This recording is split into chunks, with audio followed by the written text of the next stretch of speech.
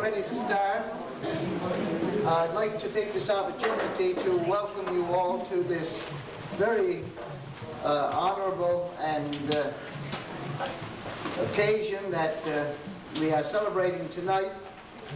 This, the 75th anniversary of St. Mark's Church, and we know that most of you here are probably members of the congregation, but we know that there's quite a number, of course, who are probably former members or the children of members that were once part of St. Mark's.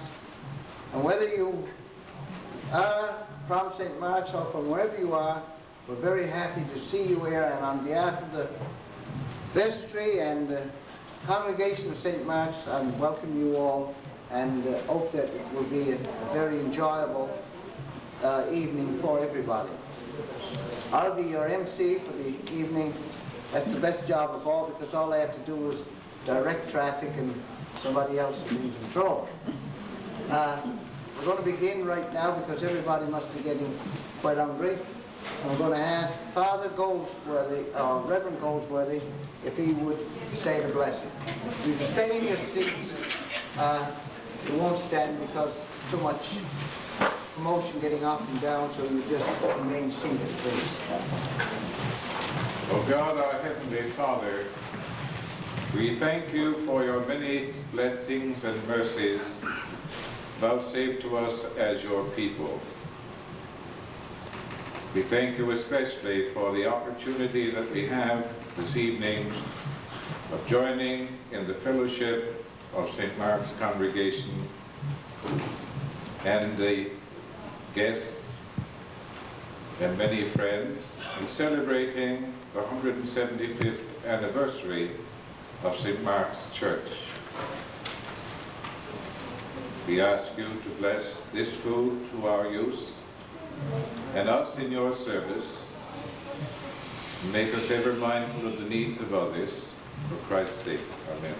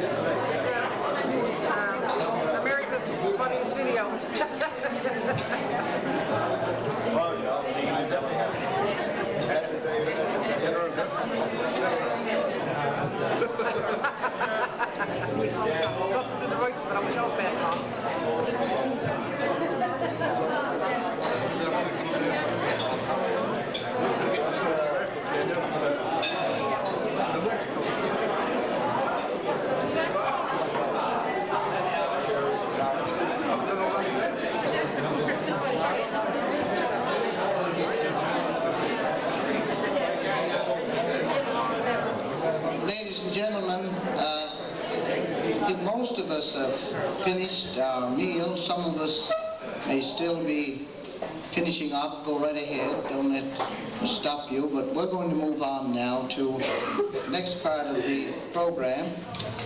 And just now, when I was welcoming people, I mentioned people who were members of St. Mark's congregation and those who were not, and so on. It reminded me of a story a I heard, in fact, it was Mayor Bear Roberts who I heard tell it one time regarding the story of a clergyman who was preaching a sermon in one of the outports down, I think it was somewhere where he was teaching down Trinity Bay, and this day, or this Sunday morning, he took as his text to preach on the immortality of the soul, and somewhere through his sermon he mentioned the fact that he made the statement that every member, he said, of this congregation is someday going to die. And he waited a while before he spoke again, and he noticed that there was a gentleman in the front seat who was smiling at the remark, and he wondered why he would do that. So he spoke again, and this time he repeated himself quite loudly that every member of this congregation, he said, is going to die. And by this time the gentleman sitting alone in the front seat was really cracking up, and he was laughing quite joyously, and the clergyman wondered, well, what in the world he was laughing at. So finally he said to him, he said, my good friend, he said, why are you laughing? He said, what have I said that sounds so funny and makes you laugh? Well, Rector, he said, I'm not a member of this congregation.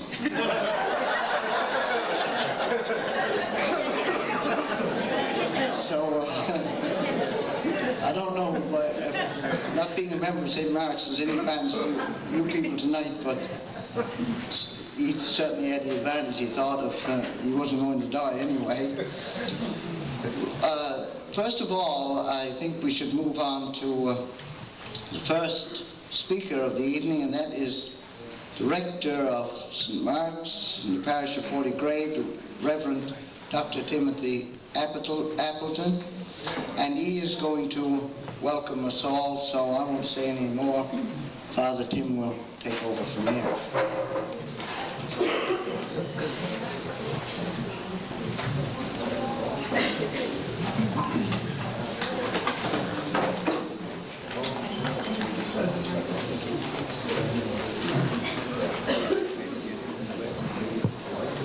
Thank you, Walter, and I welcome, first of all of you.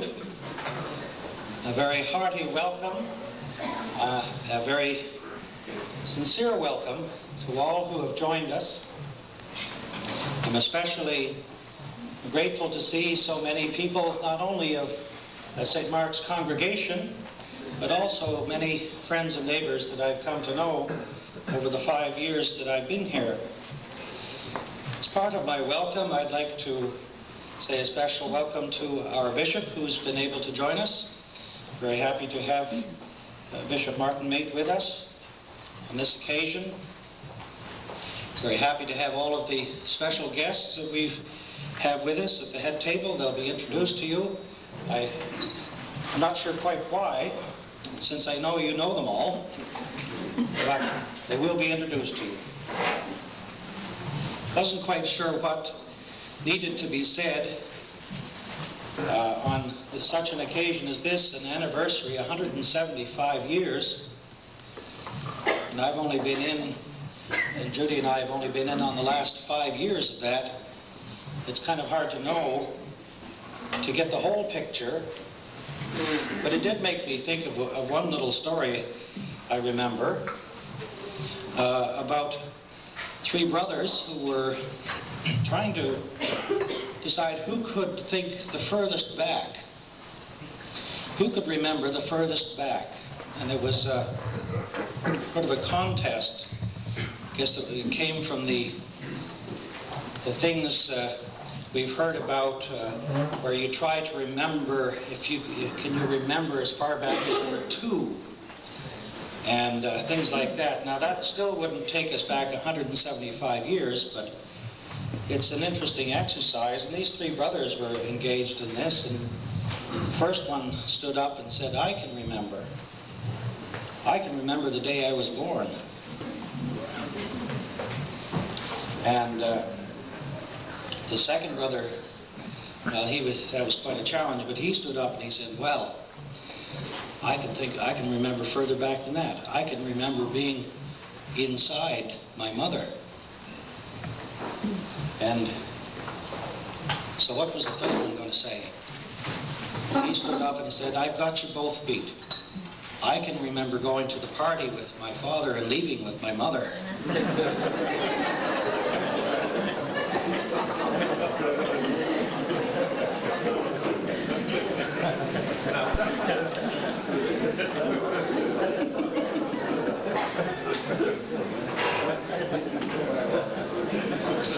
It's not Advent yet. And I had to use that illustration here because, of course, I couldn't use it in church. But it does, I think, and on such an occasion, help us to realize that no matter how far back any of us here can think, it's still not far enough. That the history of this church and this congregation goes back much further than any of us can remember. It's some of the things that we might remember. We know that, for example, that when the church was established, the bishop at that time must have come and traced the sign of the cross on the floor of the church, and the sign of the Alpha and Omega, and said in the words of the prayer book, I claim this place for Christ crucified, who is the first and the last and the Lord of all. I think those words certainly mark the beginning of every church, not only the beginning and the end, but also the journey in between. And all of us who have gathered this evening are still on that journey. We walk as yet by faith. And I welcome you all as fellow pilgrims, members of the church, and even those who aren't members and are laughing. We welcome you all. I'd like to, before I give up the podium, offer a special word of thanks to the members of the committee. So very few people who have done a whole lot of work, and I'd like especially to say that word of thanks to members of the committee, Frank Boone, Barbara Daw, F.E. Boone, and Eleanor Andrews, who've done so much work in gathering us all here. I hope you enjoy a fine evening, and I know you didn't come here to hear me, so I'll quit now. Thank you very much.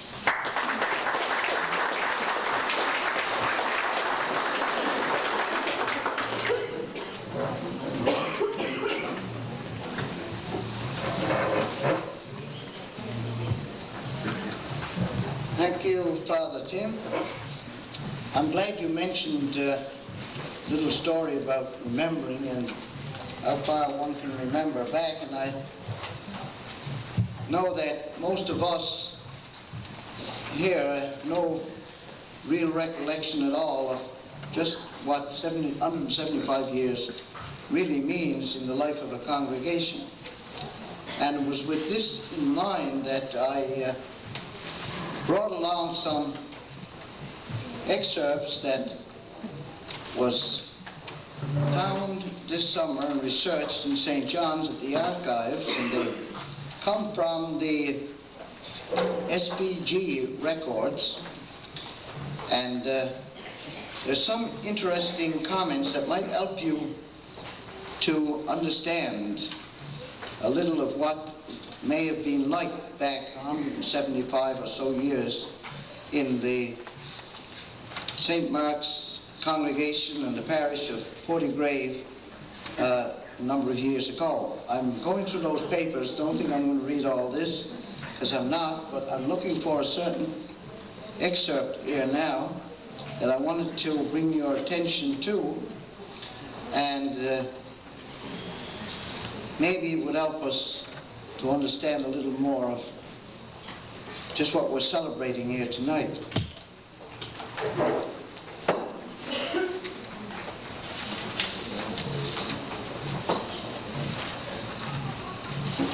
We had hired some students this summer at the museum at Ips Cove, and we had them go to St. John's to do some research into records that would take us back in history and find out what we could about the Portigrave area, and of course that also included Bearneed.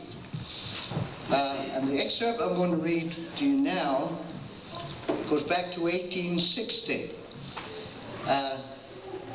It's taken from, as I said, the SPG records, and now and again through the evening I will refer to some of these. I'm not going to read them all now, but I want to take you through this one. And before I read it, I'm reminded of a verse from the book of Haggai in the Old Testament, chapter 1, because I think there's only 2 chapters in it, and verse 8.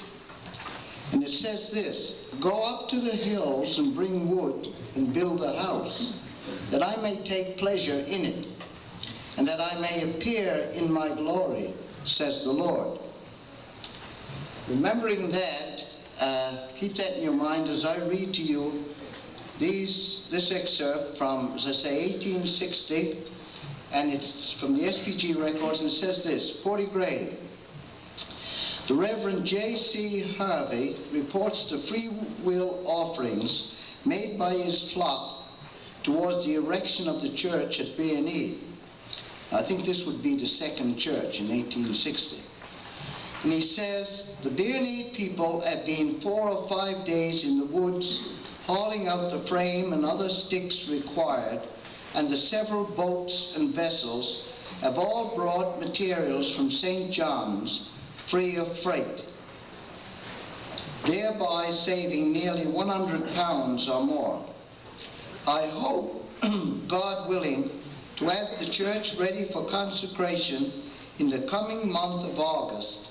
When I consider the straitened circumstances of the people and the earnestness they have shown in the work, I can truly say, hitherto the Lord hath helped us. We have raised the money amongst ourselves entirely, as far as the contract money is concerned, but hope amongst my private friends to have a little help towards the painting."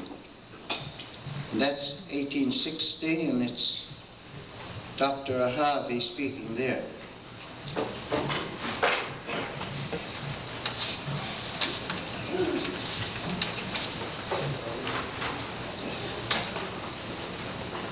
There's an earlier note here in, I think it's 1859, the year before, where there's just a note which says, "Portigrave, the Reverend J.C. Harvey reports that a church is in course of erection at Bearneed, and that the number of communicants has increased." That was in 1859. Next, I think I should get on to your program, which says regrets, and I have some that I need to pass on to you.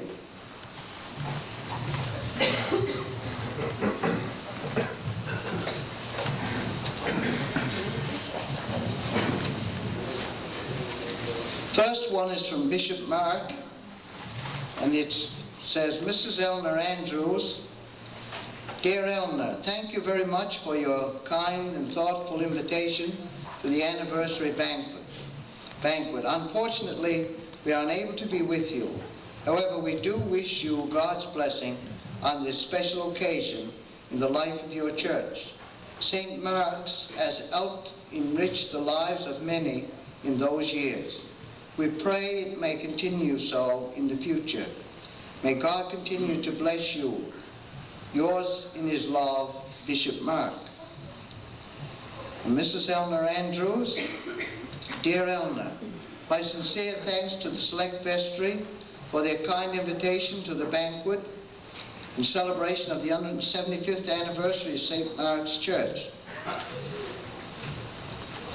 As much as I would like to be with you to share your celebrations, the prospect of returning to St. John's after the banquet would be too hazardous and an undertaking for me to attempt. I have happy memories of St. Mark's, and I pray God will bless your endeavors to mark this remarkable milestone in the life of your congregation and community. Yours sincerely, T.F. Honeygold. Dear Effie,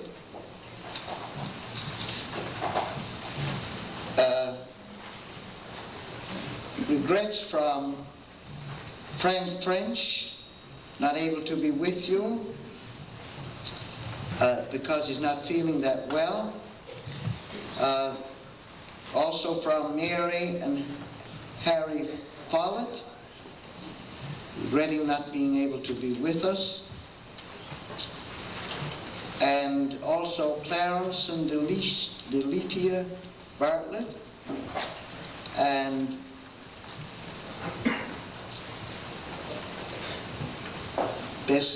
Fred and Bessie Greenman. Yeah, Fred and Bessie Greenman.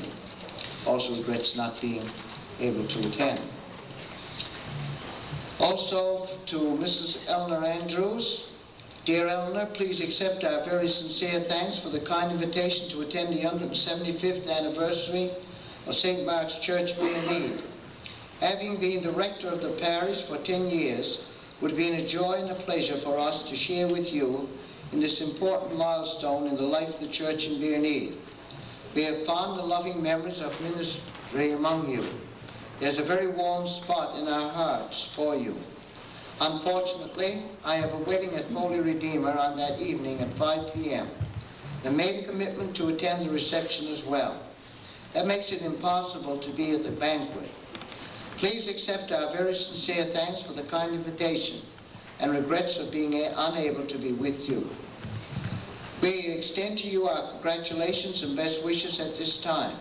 We pray that you will grow in faith and love for the Lord Jesus, the Lord of the church. Every blessing, yours in Christ, Reverend Canon Harold G. Brown. Dear Mrs. Andrews, thank you for your letter of September 30th, inviting me to the banquet at Coley's Point on November 23rd in celebration of the 175th anniversary of St. Mark's Church B&E.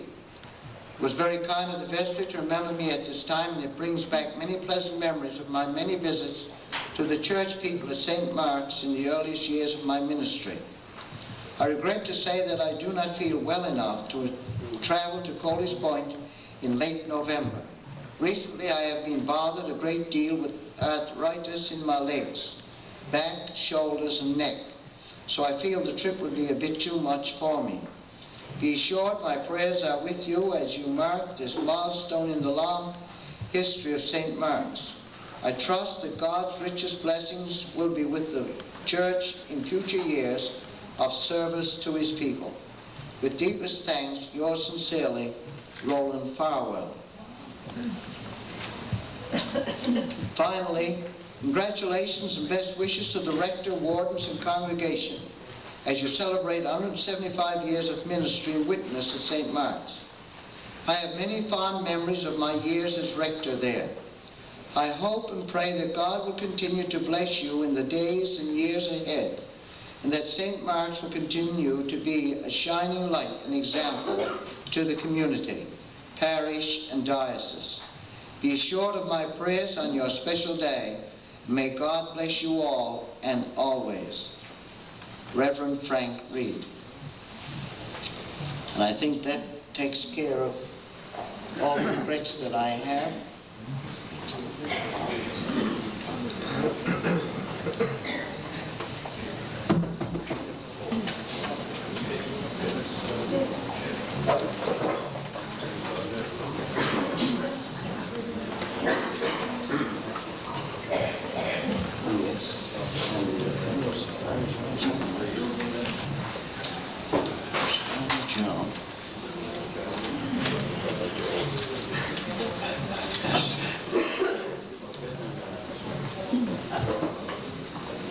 We've also had a phone call today from Father Joe Taylor, who was supposed to be here tonight as well, and he also, due to illness, has not been able to be with us this evening.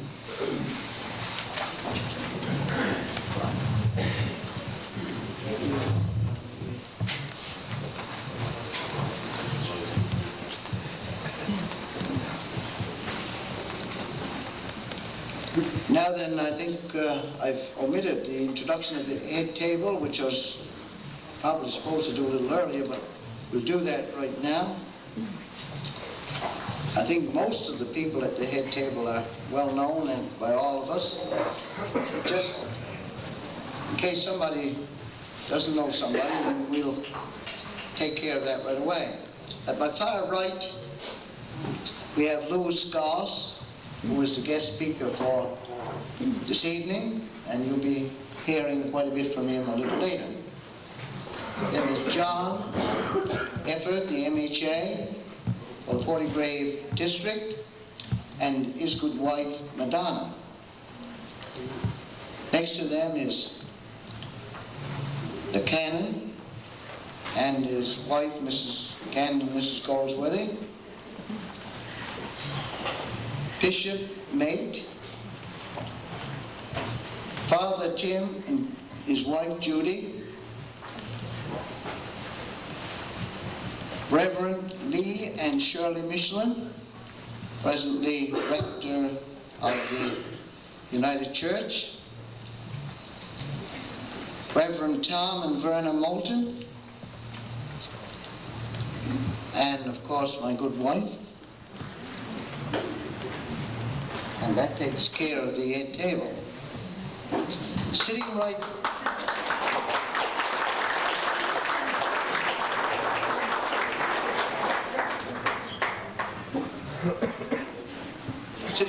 here on my left, at the table right here, are the members of the committee who were responsible for most of what's happening here this evening, setting up this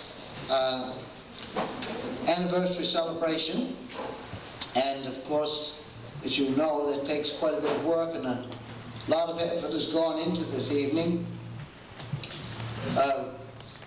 A member of the committee, of course, is Father Tim, and he's already been introduced to you. The other members are Frank Boone, Barbara Daw, Effie Boone, and Eleanor Andrews, and I think we should give them a good hand.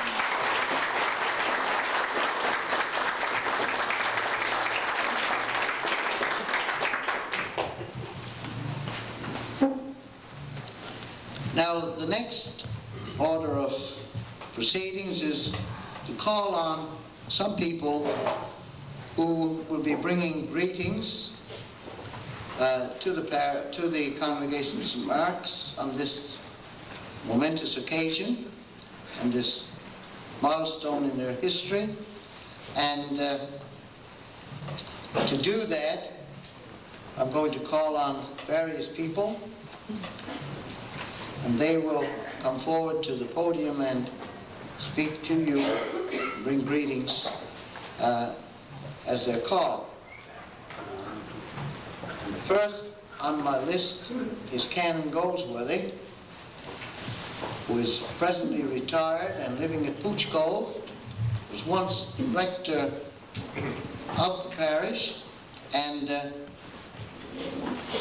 well, not that long ago, I remember most things when I think of St. Mark's and Ken Goldsworthy, I think of when he was leaving. And well, just before he left, he had, Ken Goldsworthy was with us, you know, he had those hens. He must have some terrible cholesterol. Eggs must have been his favorite. He kept these hens, and when he was leaving, of course, he had to get rid of them. I remember him asking the late William Boone if he wanted some of those hens, and particularly, he said, was this broody hen that he had. He wanted a real good home for that, and at the time, Bill Boone was ready to put a hen on some eggs, and he said, well, it was a good time now to get this hen, and he got it from Ken Goldsworthy, and later on, the Ken, I think, was asking him how he got on with the hen, and Bill said to him, he said, that wasn't the hen you gave me, that was a flying helicopter.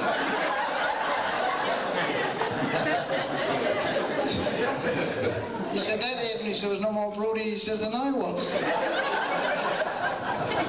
I put it on the hens, he said, on the eggs, he said, and every time I go in the hen house, this fowl, he said, to go right to the roof. He said, it's flying all over the place. I wouldn't sit on hens.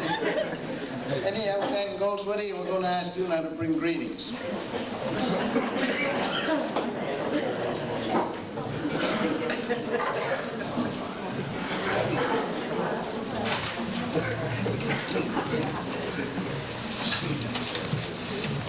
Take all this from Well, let me say, first of all, thank you so much on behalf of Kay and myself for the kind invitation to be here on this grand occasion. I never realized, because I hadn't gone into the history of the parish, but I never realized that St. Mark's was 175 years old. And when you come to think of it, you know, that spans at least 3 generations or 4 generations of people. And I had the privilege of serving that congregation for a short period of 3 years. When I came here, I told the bishop that I was coming for 3 years, and then I was going to retire. And that reminds me of a story, something that happened to me when I was leaving. I left Heart's Content to come here, and the warden in one of my churches said, what are you leaving for? And I said, well, I've been with you now for almost 9 years, and I'm tired looking at you, and you're tired looking at me, and I got another 3 years, and then I'm going to retire. And so the bishop asked me if I'd go for the grave, and that's where I'll go. Then I'm going to retire, and I'm going to Puchko for a while. And then I said I'm going to look for a little niche in eternity. And John looked at me and he said, I can see you getting to Puchko, but I'm not sure the other places.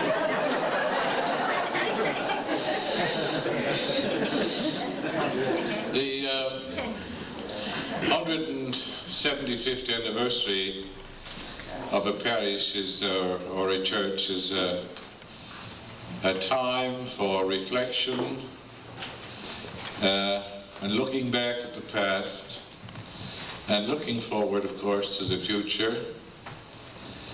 And if you look back over the history of St. Mark's, you will realize that many clergy, faithful pastors, and laity who served this congregation of St. Mark's. And I was looking over the list of clergy that served this parish, and I can only get way down to the bottom in my memory, and I'm getting up there now. I can remember Gordon Elliott. I remember going with the bishop to Lewisport to see him when he came over on the paper boat to take over the parish, I think, of Kelligrews. I knew Reverend Davies Oswald.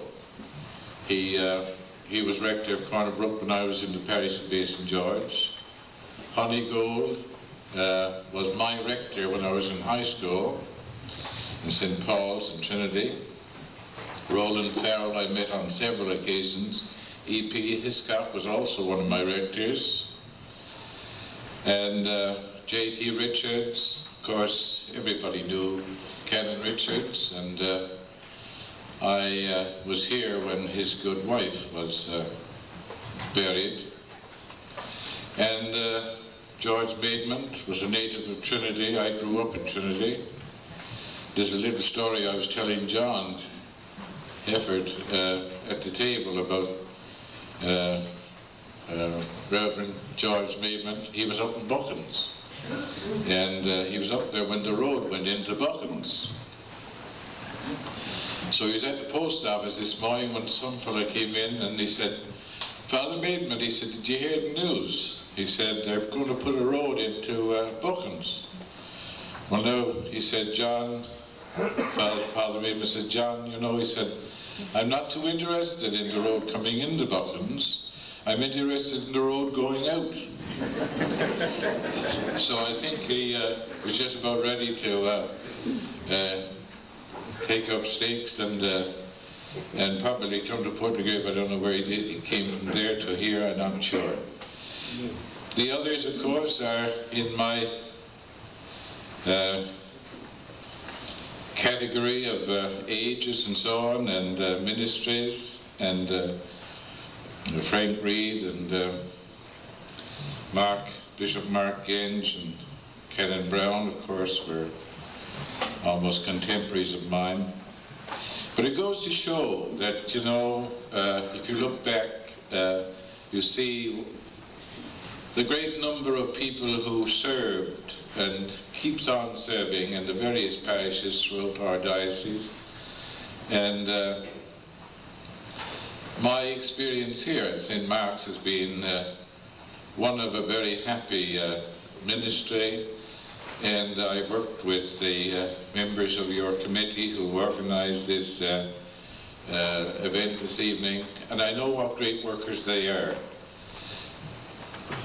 It is rather sad, of course, when you think that only a few years ago we had many other members of St. Mark's congregation who have gone to their eternal rest, and no less than 5, I think, this year, who were faithful members of St. Mark's when I was rector of the parish. But I do hope that you may not get a congregation, you may not be building a church to seat 800 people as your second St. Mark's did, but I do hope that your church, your congregation will continue and increase in numbers, and that you will continue to witness to the gospel of our Lord Jesus Christ and to sing his praises in a church that I know for many of you has a very dear spot in your heart. Thank you very much, and I hope that you will all be very much blessed as you continue in this service. And that goes for your rector and your congregation. Thank you.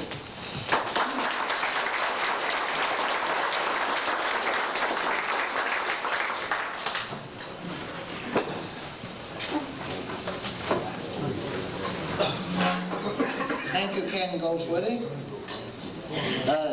Ken Goldsworthy, speaking of Father Maidment, of course, you know that I'm not all that young. I can remember when Father Maidment came to the parish, and as some of you remember, Father Maidment was driven around quite a bit by my uncle, who had operated a taxi at that time. And one of the things I remember about him was, on one occasion, he was driving him to North River, and on that Sunday, he had, as he usually did, you know, he was really had a soft spot in his heart, I suppose, for the boys at Queen's College, because almost every weekend he'd have 1 or 2 or 3 of them whenever he could get out. And of course, I suppose getting up in years, they were quite a help to him. But I remember one of the boys that came up quite often is none other now is Bishop, and in the Archbishop right now. And he was out this weekend, and we were driving to North River, and he said to him, Father Maidman, he mentioned to him the fact that somebody he knew, somebody that he was acquainted with, was having a new baby. And when he said that, Father Maidman started to laugh. And he had this wry grin on him, and he was shaking all over. And finally, the bishop said to him, well, it was now the bishop, what's his name? Payne, yeah. Gee, I couldn't get the name there from him. Bishop Stuart Payne, at the time, said to me, that this person was having a new baby, and Father Maidman said to him, well, he said, Stuart, he said, if they're going to have a baby, they may as well have a new one. It tells you something about Father Maidman, the kind of person he was. Now then, I'm going to call on Reverend Michelin to bring greetings on behalf of the United Church.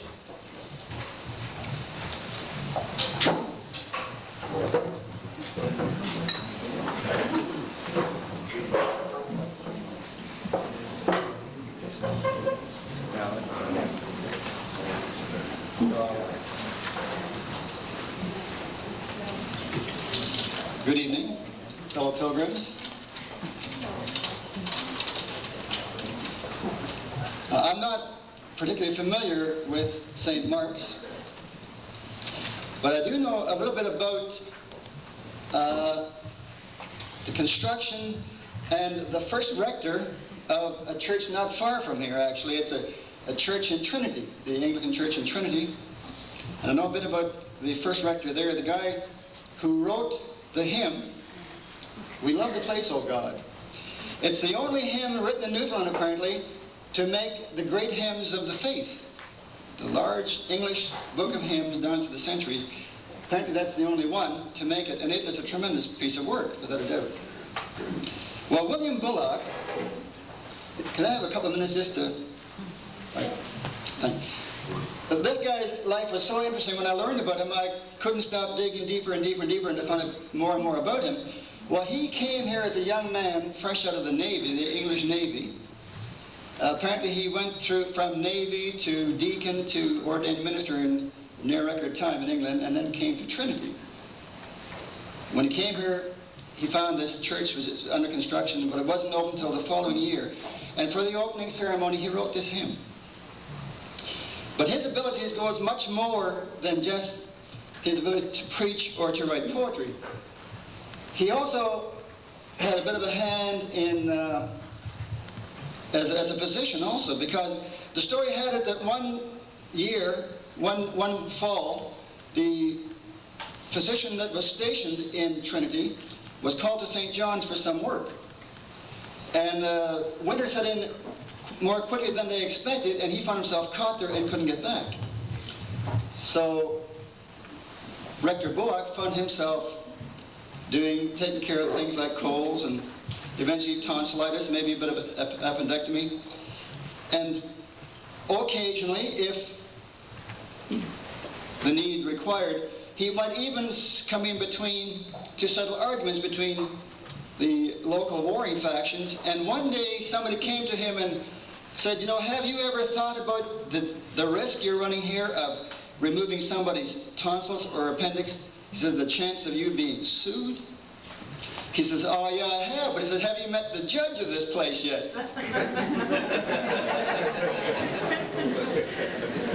Minister, physician, and judge. That was William Bullock, a tremendous person. I'm not as familiar with Rector Blackman, the first rector here, but I'm sure he would have had a very interesting life too. And he served her a full 10 years, a remarkable achievement just by itself.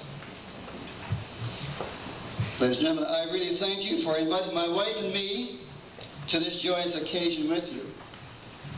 It is all too rare that we get the opportunity to celebrate in an anniversary of this nature, and it certainly gives us reason to thank God and sing His praise. So on behalf of Clark's Beach United Church Pastoral Charge, congratulations and best wishes on this milestone in mission for our Savior and Lord, Jesus Christ. Thank you.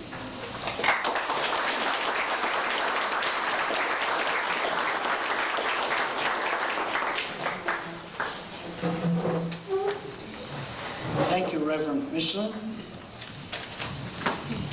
I said earlier that throughout the evening I would read some excerpts from these archive reports that I have. There's a couple here that I want to bring to you now, and as I'm going through these, a few things, times you'll come across things that strike you a bit funny, and I thought there's a couple here that really I thought was a little funny, and I hope that maybe you might find them the same, but I guess they weren't funny at the time they were written, and for the people who was concerned. But there's this one here that comes from the south shore of Conception Bay. It's the Reverend Benjamin Fleet. And that's what it says. It says, the Reverend Benjamin Fleet, who now reckons 39 winters spent in Newfoundland, by the way, this is 1862, continues to report himself as able to conduct regularly the ministrations of the church in this mission. The bishop visited him during the past year and confirmed 52 young persons. The church is in a most dilapidated state. And Mr. Fleet writes, and listen to this, we had once during the past fall to make our escape out of it during divine service and leave it to the mercy of the storm. To the surprise of everyone, however, it weathered the storm. It has, from this and other causes, become so twisted and shattered that now whenever it blows hard on a Sunday, many of the people absent themselves from divine worship through fear of being buried in its ruins.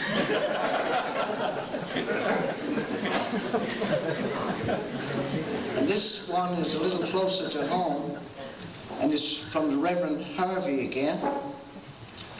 This is 1866, he's writing. The Reverend J.C. Harvey recounts his common round of mission labors at Portigrave, interrupted for a time by an accident met with in the course of one of his wild bleak drives. And that's what he says. A violent storm of wind upset my horse and sleigh. The horse fortunately escaped unhurt, though the harness was greatly injured and the sleigh shattered in pieces. It was with difficulty I reached home, and for some time I could not raise myself from a horizontal position.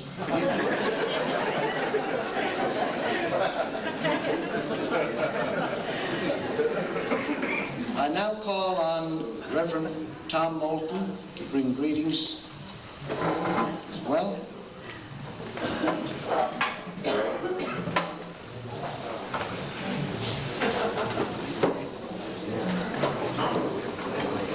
Mr. Chairman, Bishop Maid, other distinguished guests, ladies and gentlemen, it's a pleasure to be here, and we do, Vernon and I thank you sincerely for the kind invitation to attend your festivities this evening, honoring your church's 175th anniversary. As you can see from the list of clergy, I served for a very short time in the parish. I came here in May, I believe it was, and went again in the middle of September. And that was a stint between the retirement of Father Maidment and the coming of the Reverend Frank Reed. I went on to curacy in Channel from there. But it was the most significant months of my life, probably, because it was here that I met Vernon, and we got married after that. So in that sense, so they were significant, and I've been living with the consequences of that sense.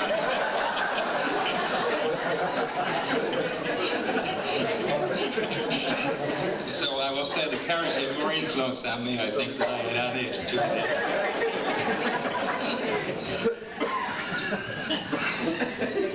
I do recall Father Maidman, who, of course, Father Maidman, whenever I met him afterwards, always took credit for introducing me to Vernon. I'm not quite sure if that was true or not, but he certainly took credit for it. And Father Maidman and I, of course, had a great time together during that period of time. I lived in the same house with Father Maidman for that period of time that I was here, and he was a very warm and kind man, and would help me, of course, in my sermon preparation. I used to have to write my sermons on Tuesday, and then he would critique them on Wednesday, and I would preach them on Sunday.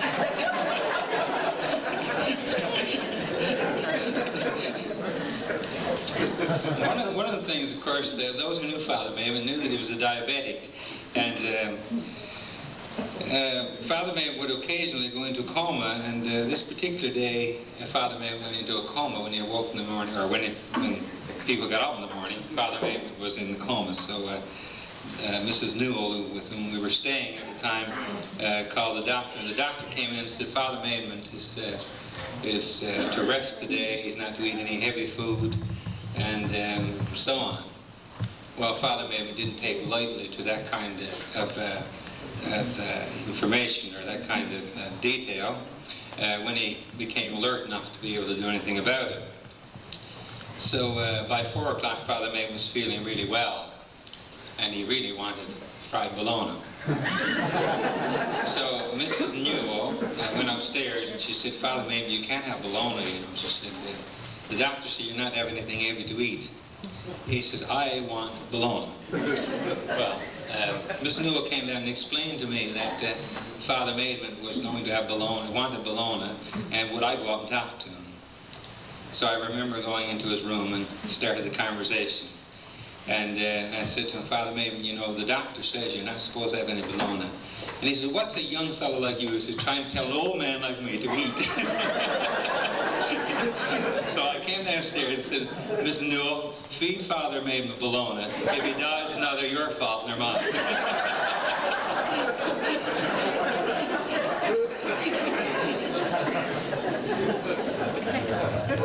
I do want very much to thank you for this kind invitation, and it's grand to be here with you and to share this very great occasion in the life of your church. The church, well, certainly part of that church was the one in which I was married, and I've had very many happy years since then.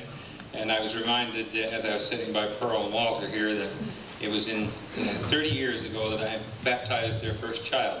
That reminded me too of something else that happened to me yesterday. I was out in a parish yesterday doing some visiting, and as I was visiting, of course, I went to visit this gentleman, and we got into a conversation about many things. And he had an old bell there that he had some time or other gotten from somewhere in St. John's, and and he was asking me about it because it had the saints on Matthew, Mark, and Luke, and then some, I guess, sort of images of the saints, or symbols of the saints, I should say. And then during the course, I said, well, I suspect that was probably a bell used on a boat. And they used to ring the bell for the crew to come to dinner. And he said, well, they said, yeah, you probably would remember that. You must be maybe as old as I am, or older, a couple of years older. And I said, how old would you be? He said, 66.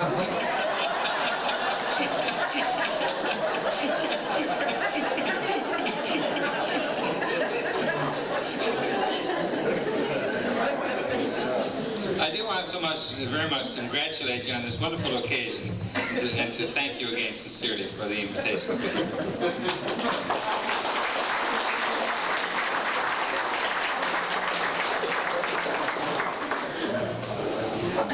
Thank you, Reverend Moulton.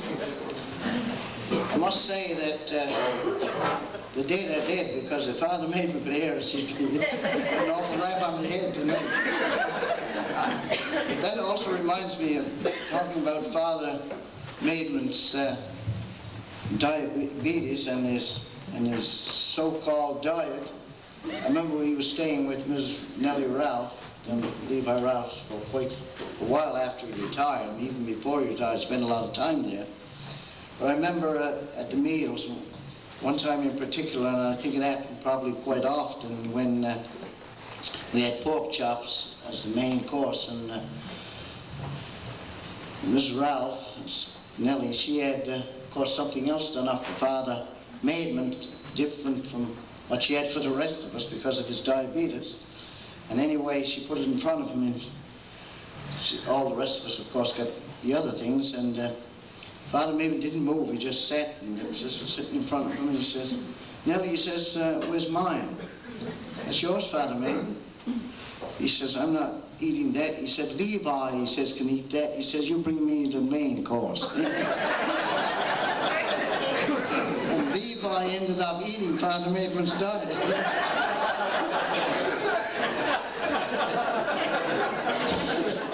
So what Levi told me afterwards, he did that on many an occasion. He ate the diet and Father Maven ate the main course.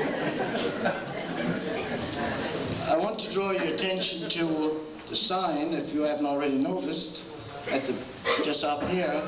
I've been told that this was made and donated by Mr. Ambrose Stiles, free of charge to the congregation for this occasion.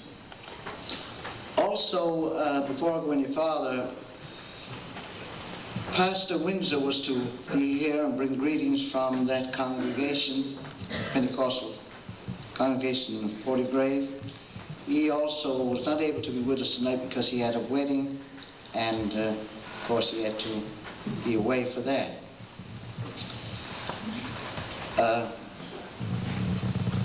Moving on, I move on to other people. We're about to bring greetings, and now I'm going to call on our MHA, Sir John Efford, to bring greetings on behalf of the government of the day.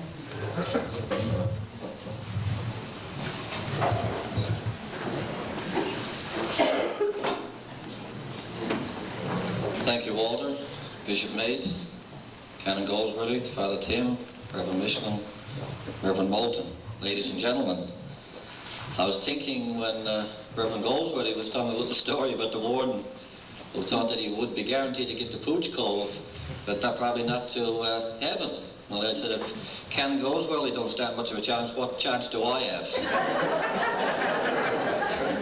So I'm probably going to need a lot of help from some of the clergy sitting here this evening. This must be Father Maitland's night, because I too have a little story about Father Maitland, and it is a true story. But anyhow,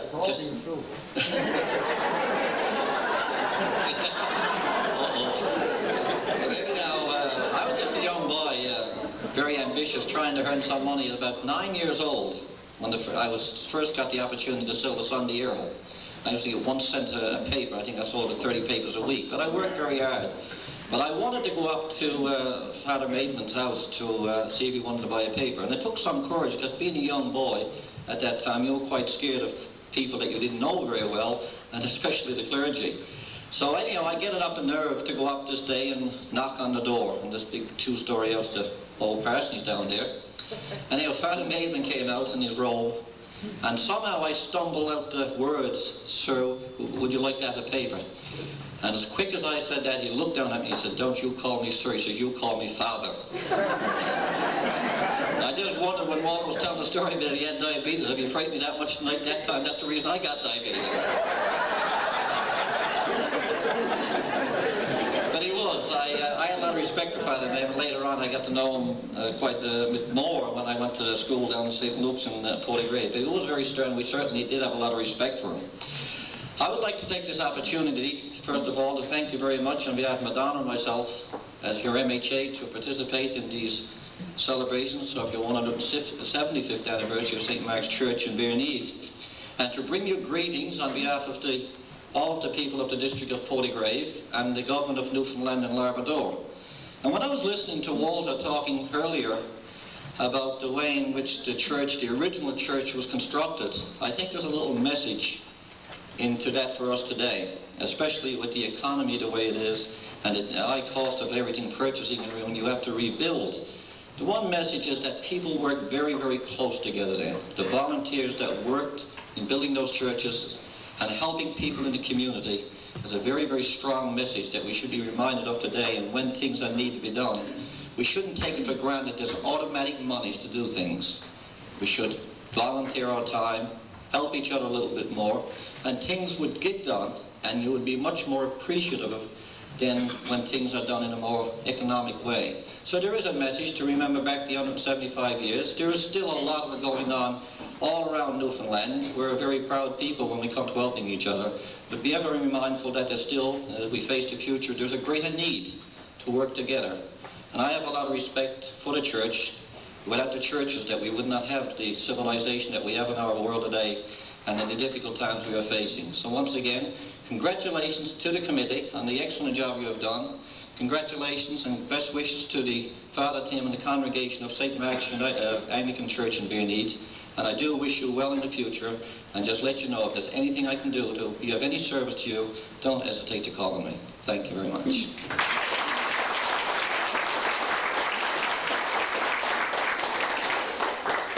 Thank you very much, John. John mentioned the monies and whatnot available today for churches and other organizations and whatnot. I have with me this evening a parish of Portygrave subscribers list for 1922. And just a few things I want to point out, maybe of interest. First of all, what I found intriguing about it is that the way that the congregation of Bearneed was divided in those days on their subscribers list. There was the Dock and Pond, if you're all familiar with that. Then there was Upper Bearneed, known as Upper Bearneed. And by the way, the populations were also given. The population for Dock and Pond in 1922 was 104. Upper Bearneed, whatever that included, population was of 88. And then there was Lower Bearneed with a population of 152.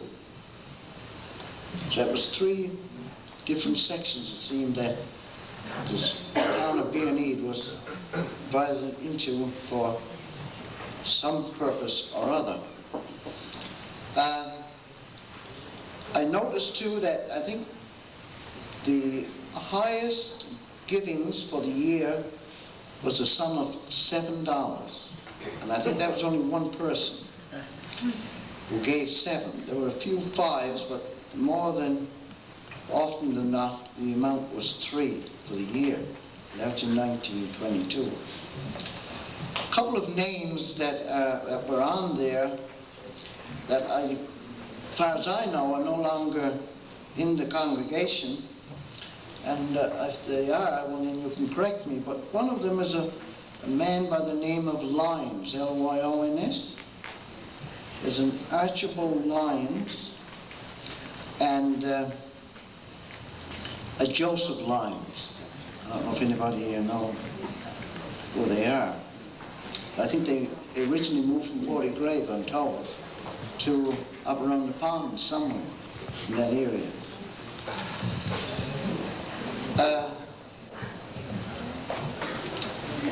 The other thing I found that was fascinating is when we get down to the listings, also they were divided again in groupings of married and unmarried. The givings were listed for the married people and also for the unmarried people. The grand total for the year, that was also given in amounts of under $3 and over $3. It says married $1 and over, $73. Married $3 and over, $73.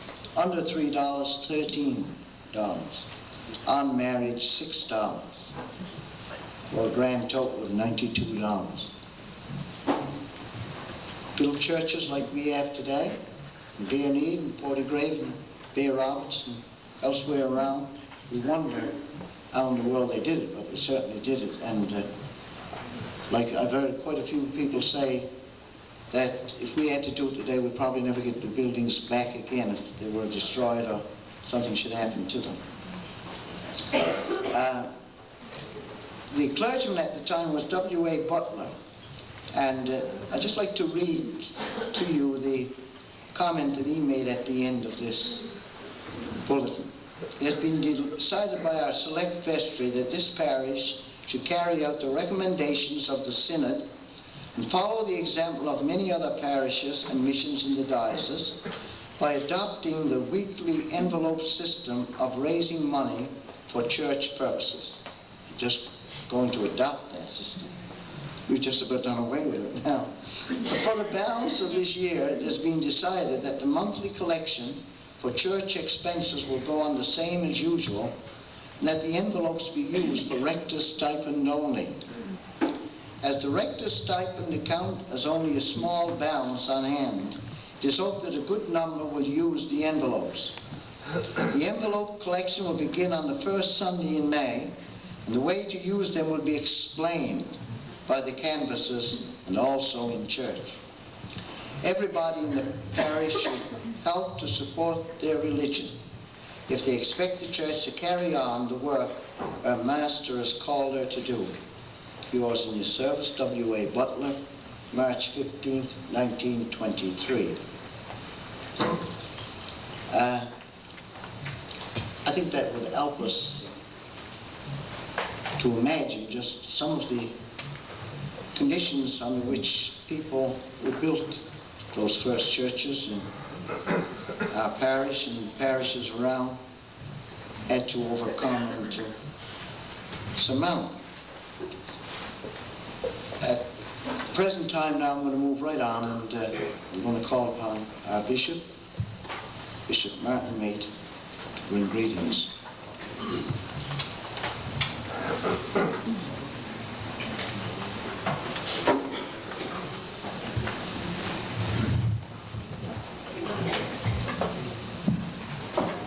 Mr. Master of Ceremonies and friends, it's not only a pleasure, I consider it a privilege to be with you here tonight, to share with your rector, former rectors Canon Goldsworthy and Canon Moulton, and your MHA, and other members and former members of your parish, as you celebrate 175 years of history.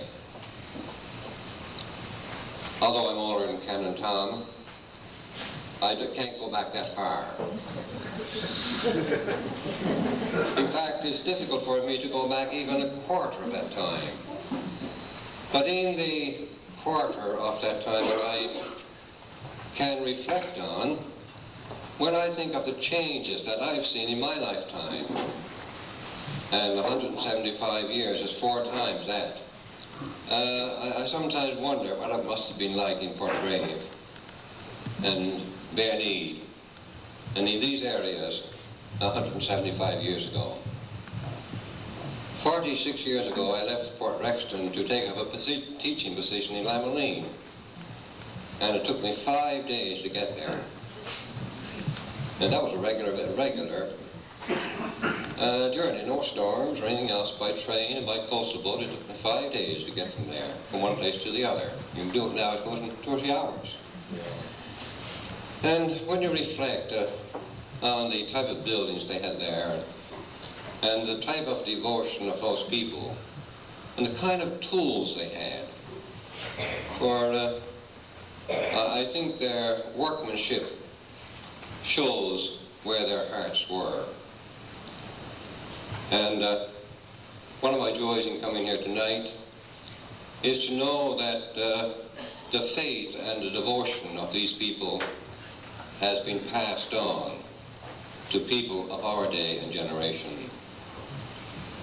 I don't hear in Portgrave the kind of remarks I sometimes hear in other parts of our diocese. I think that is in part because of your history and because of the examples that have been given. I consider Portgrave one of those parishes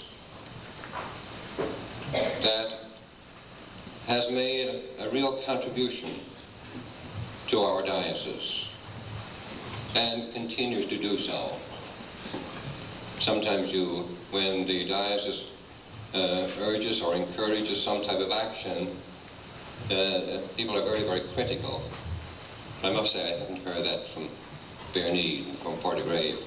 I see it as people who are very open to any advice and any wisdom that we can impart, and I'm grateful for that. I regret that tonight my wife cannot be with me. It's been a couple of days since I've been home, and it'll be another day or two before I get back. For that reason, of course, she's not here. Other than that, she would be with me. I was just coming out and going back. I'd be happy, and she would be happy to be here. Father Maidman seems to come up quite a bit tonight, so everyone else has seemed to say something about him. I'll have to tell you a story about him as well. I can't, like Canon Moulton or Canon Goldsworthy, talk about my own experiences in the parish, because of course I never had that privilege. I wasn't in this parish as a rector. But I do know quite a number of the persons who have served here. And seeing Father Maidman has been on the carpet quite a bit, I might as well put in 10 cents worth. You see, he was here in the 1950s, in a time when evensong was a fairly popular service, when we would, in many of our places, and apparently in your parish here, you used to sing the canticles. Now, Father Maidman, it seemed, didn't call them canticles. He called them chants. You've heard that word, chants? Well, this night, of course, I don't know who the organist was, but apparently she wasn't married, as was Father Maidman, of course, was a bachelor. And it seems that when he came to the service this night, he looked at the organist and he said, "Any chance to nip it in?"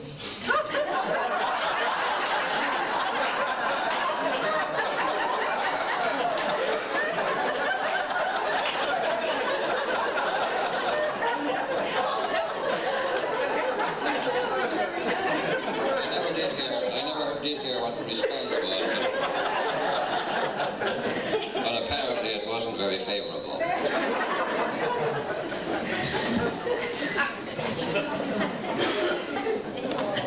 My dear people, in Berneed, for these 175 years and 3 buildings, you have much to be thankful for. You have a tremendous heritage. It strengthens you in the present, and may it inspire you for the days that lie ahead. God bless you all, and may you, in Berneed and in your parish, go from strength to strength. Thank you.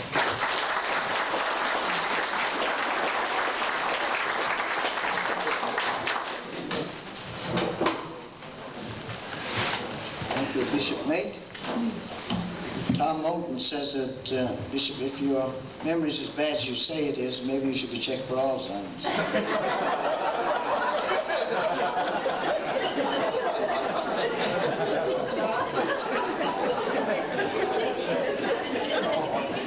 Well, I guess we're coming along now to the part of the evening we've been looking forward to, the guest speaker for the evening, and there's no stranger, I know, to many of us.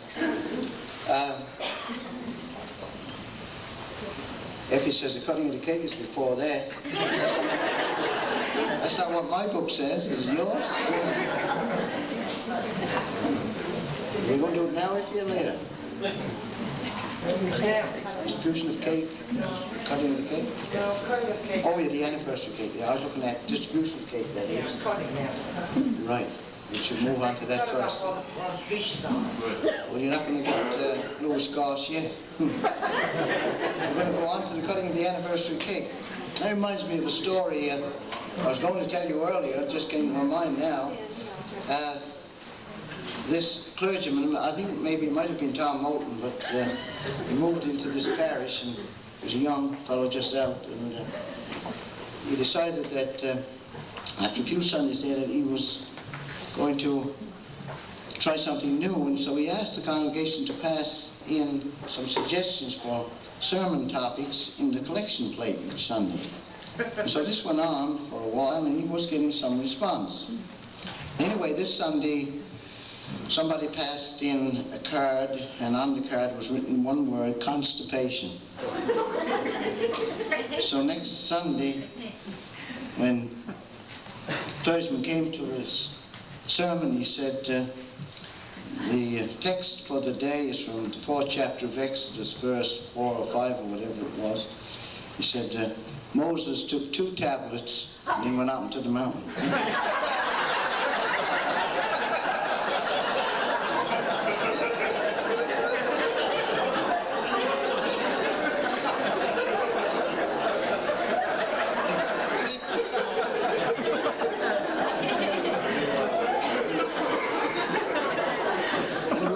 Gentlemen, we will move on to the cutting of the cake, and of course it's an important anniversary cake. Not every day you get to cut a cake for an 175th anniversary for anything.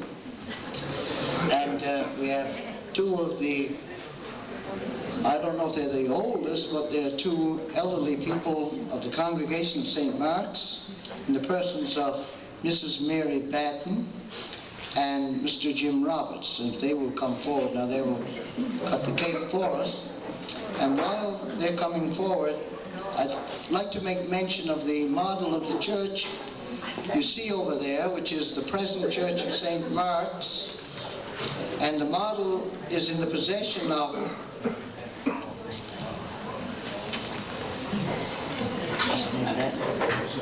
Mrs. Mona Batten, whose late husband's father, William Henry Batten, was the master builder in the building of that church and made that model that you see there tonight. The list of the people who was very much involved in the building of the church is here, listed in your booklet. They were William Henry Batten, as I said, the master builder and the builder of the model that we have with us tonight, thanks to Mrs. Mona Batten.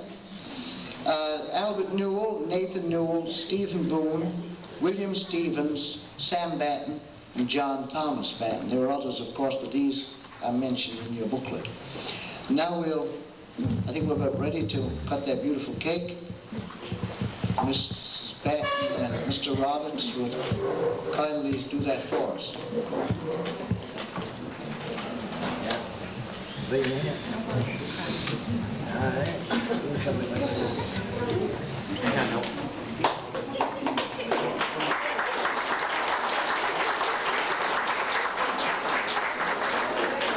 One more time.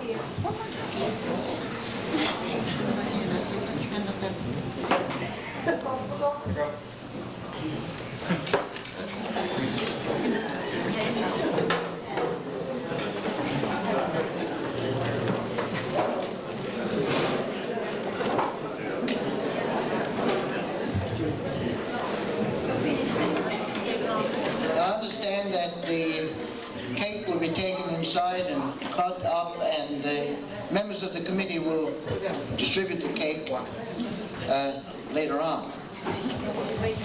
Before I forget it too, I might make mention, as we've been talking about, your booklet that you all have gives you some information about St. Mark's and its history.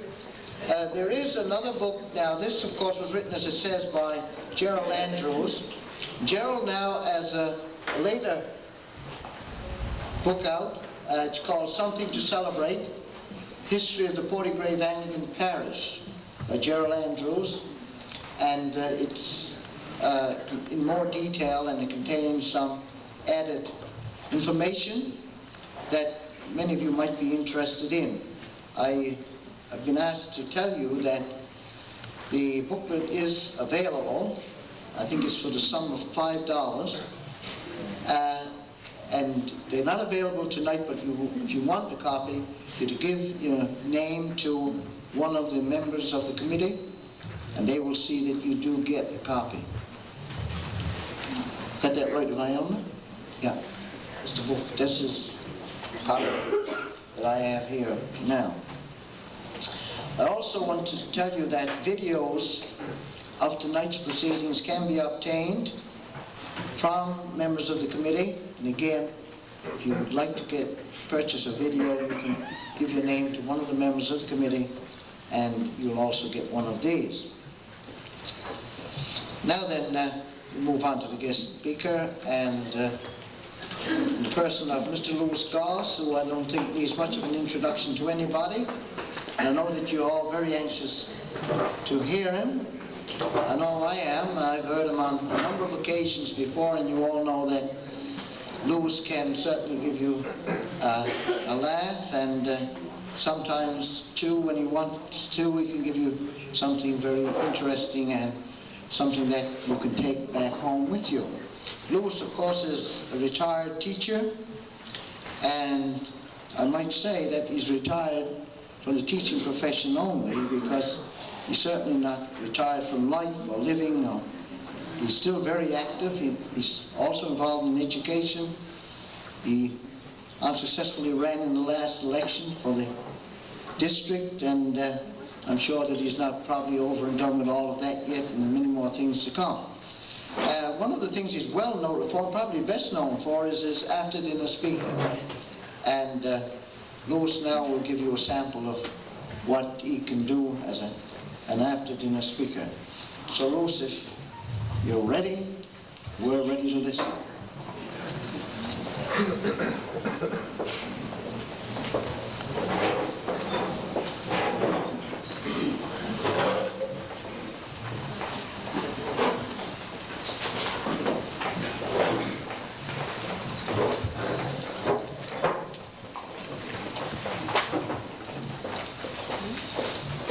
Chairperson Walter, Bishop Mate, Reverend Sirs, H.A. John, parishioners and friends of St. Mark's. Having sat here for the last little while listening to such eloquence from so many speakers, I honestly feel a little bit apologetic, because you have to put up with me lengthening your evening. However, Eleanor phoned me, and you'll have to put up with me. First, allow me to express my genuine delight at being asked to contribute in some small way to the great 175th anniversary of this parish, St. Mark's. I would like to congratulate Frank and Eleanor and other committee members on the outstanding job they've done. I'm sure they deserve every little bit of applause that we give them. Occasionally, when I'm asked to speak before a group, I'm always a bit concerned what I'm going to say, always a little bit apprehensive about the type of audience that I might have to speak to. Be very careful and be very diplomatic and tactful, and hopefully not too naive.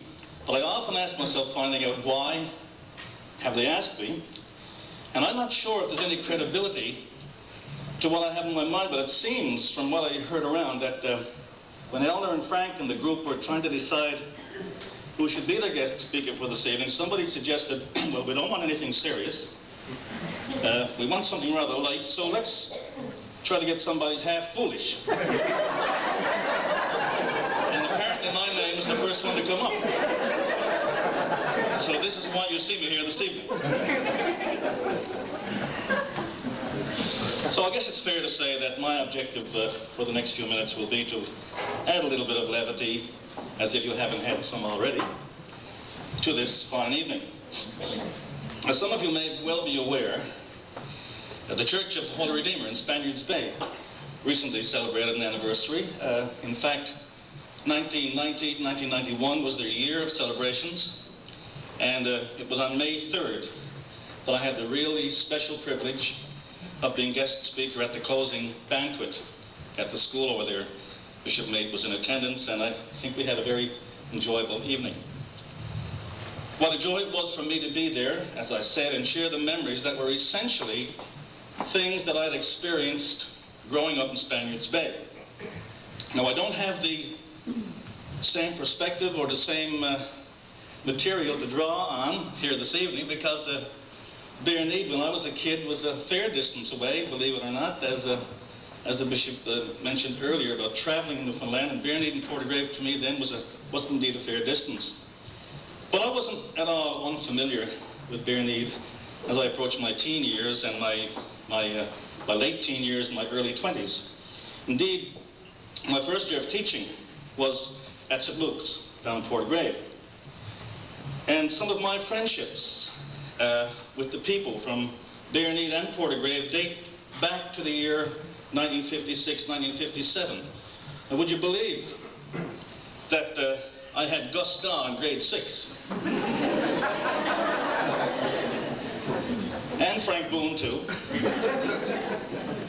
Gerald Andrews, I believe I had Gerald in grade 7, and he was just as bright then as he is now. Ray Boone as well, around the Ray's here tonight, but I just a few names, and I'm proud to say that they're still my very good friends.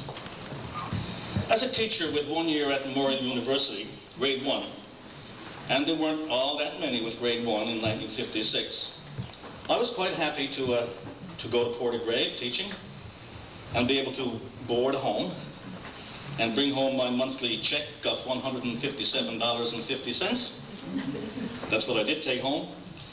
This amount seemed okay at the time, but of course, Father Maidment, whose name seems to surface no matter who's speaking, who served at St. Mark's and St. Luke's for about 8 years, I think, he saw to it that my responsibilities went a little bit beyond the classroom. He didn't ask me if I would like to teach Sunday school. He told me I'd like to teach Sunday school. When the organist was sick, I played the organ. On occasion, I did the lay reading, and on one particular evening, I had to play the organ and do the lay reading.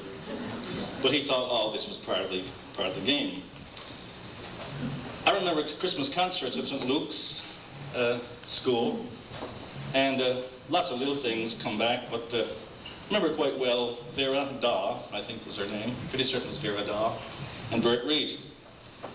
Bert was quite the genial person that he still is, and I remember them both very well up on the old stage singing Reuben and Rachel, you know, the old song, and Bert would sing, Vera would sing, Reuben, Reuben, I've been thinking what a queer world this would be if the men were all transported far beyond the northern sea. And then Bert would come back with his verse, and they'd have a great duet. I always remember it with the old pump organ. During my first few months at St. Luke's School, I had the privilege of using my dad's 1954 GMC pickup truck. And Ray Boone often mentions this to me, and I'll never forget it. Quite frequently, when I get down the bottom where the crab plant is in Bearneed, there'd be a bunch of kids out there on the way down to school. And they often jumped up in the back of the old pickup truck, and I'd give them a shoot down. One particular morning was very, very icy, very, very slippery. It was probably the first fall of snow for the year. And on the hill going up from Dawes there, it was just about a ½ inch of real baked down stuff, real good ice. We almost reached the crest of the hill, and things stopped happening. And we stalled almost in the middle of the hill. To my right, I looked down and I saw about a 30-foot drop down in Charlie Dawes' yard. I couldn't get it to go left. I didn't know what to do, but somebody had presence of mind. I think Frank might have been among them. They jumped out and held the tailgate, and I cut the wheels, and around she went and down over the hill about 40 miles an hour. Always remember that. Close call, wasn't it, Frank? But I'd like to get away from my exploits on the Portagrave Peninsula for a few minutes and tell you a little bit more about my upbringing, and possibly part of the reason why I've been asked to say a few words here this evening. I wasn't very old when I sort of realized that I possessed a rather obvious taste for things that had some quality of humor in them. Whether that has had a positive effect on me or a negative one, I don't know. But they say a sense of humor never goes astray.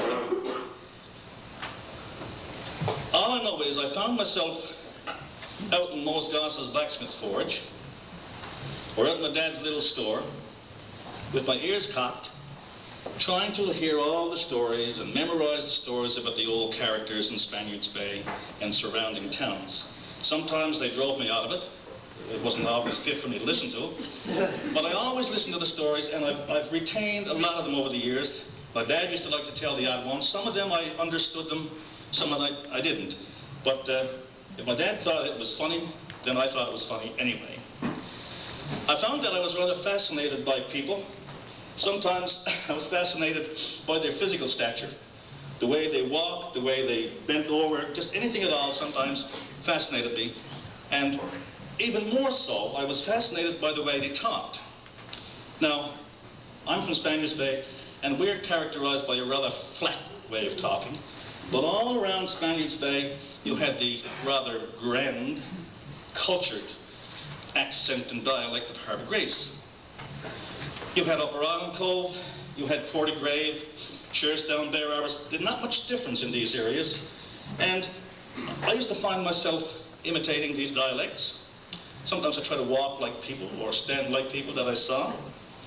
And I soon realized, for example, that if a Protestant like myself from down in Notre Cove in Spaniards Bay, if he went up to buy a car up to Regatta Ford, he'd say, "Well, Will, I was up at Regatta Ford this morning and bought a car." Flat, of course. Now, Uncle Tom Fitzpatrick on Harbour Grace Ridge, Uncle Tom was a good Irish character. And Uncle Tom would say to my father, "You know, Jim, I was up to Regatta Ford this morning and bought a car." Now, a fellow from Portagrave, you wouldn't have that. A fellow from Portagrave would say, "Me man, I was up to Regatta Ford this morning and bought a car."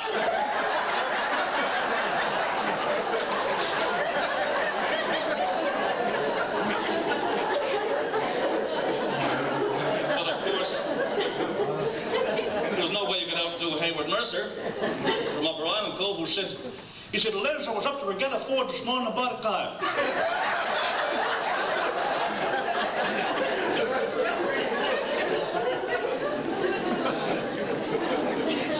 I suppose it's not surprising then that I find myself using these accents once in a while. There are many little stories that you're familiar with, and perhaps they're applied to towns and people that they didn't originate with, but some of them catch on and last a long while.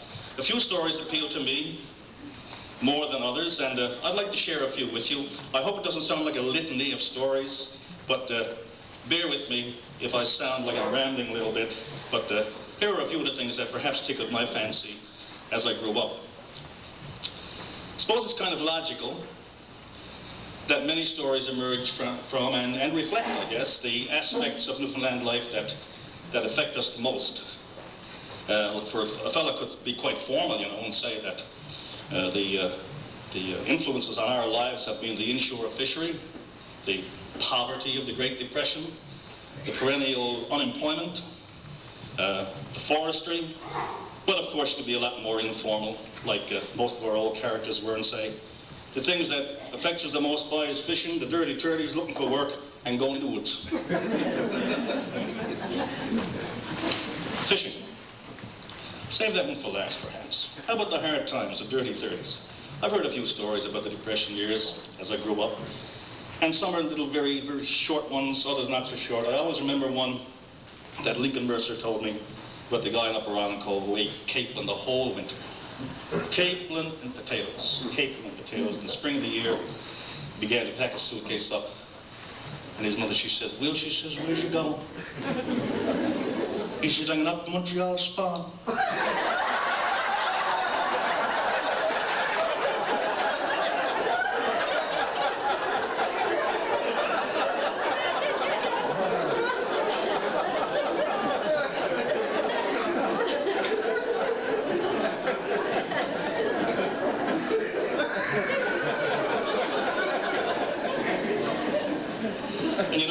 Personal hygiene, there's so much talk about it these days, all sorts of disease that we're exposed to. Personal hygiene, the story goes that the Department of Health back in the 30s sent out some nurses into the small communities to try to educate the ladies especially, into some personal hygiene because they were a little bit concerned about disease.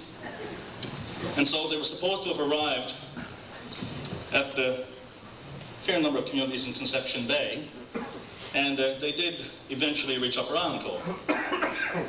There was a meeting in the town hall one evening, or the community hall, the church hall, and this girl got up from St. John's, and she said to the ladies, now, she said, I will be as delicate as I possibly can with these remarks, but she said, you know, we are a little bit concerned about your general health and your bearing children and so on. And so I simply will advise you that when you go to bed at night and you and your husband engage in making love, that don't find it too much trouble to get up and go down in the kitchen, boil the kettle, get some hot water, and you know, clean yourself properly. And she went on with this. They're all very attentive. Down the back was this old battle axe she'd had about 14. And she got up, she says, now look, she says, I'm going to tell you. She says, it's all right for you maids to be coming out of St. John's. In there with your rotten coal running water. And telling us what to do. But she says, if you think so, I'm getting up, she said, boil the kettle 7 or 8 times a night.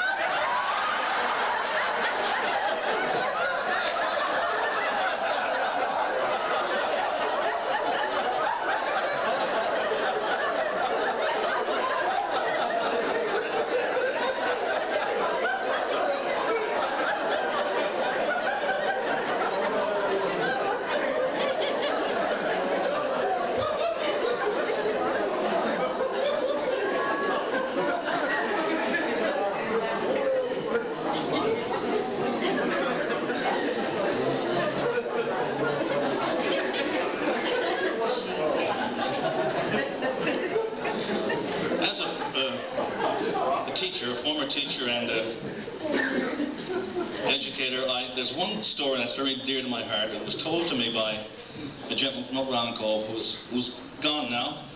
It's not really an Allen Cove story, but it happened to this particular person.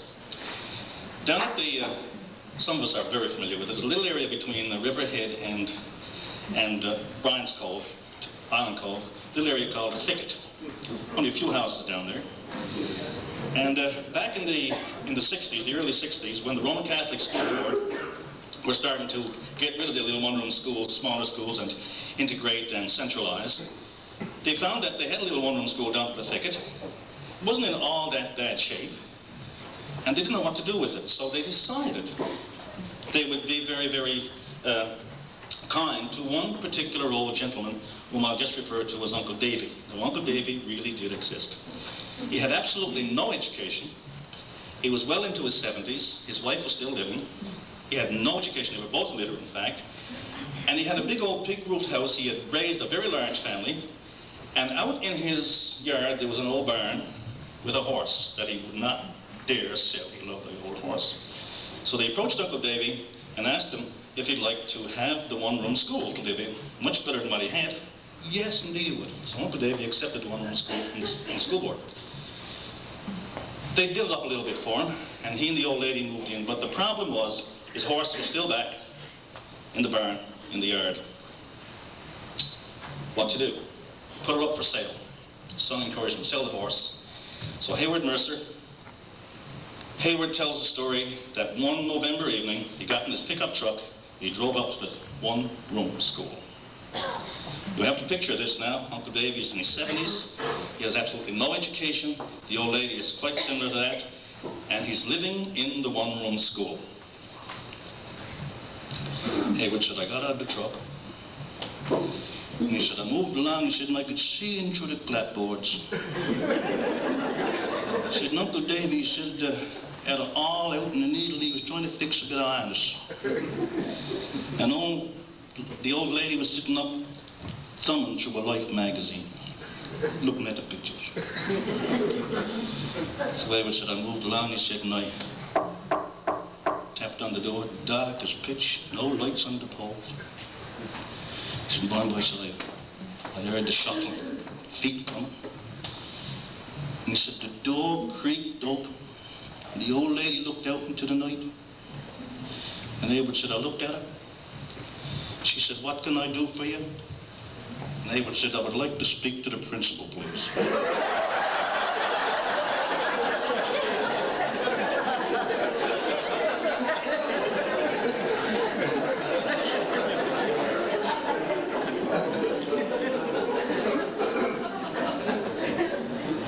So Hayward wrote back and said, Dear sir, if you insist on sending me these threatening letters, I'll be forced to leave your name at that altogether.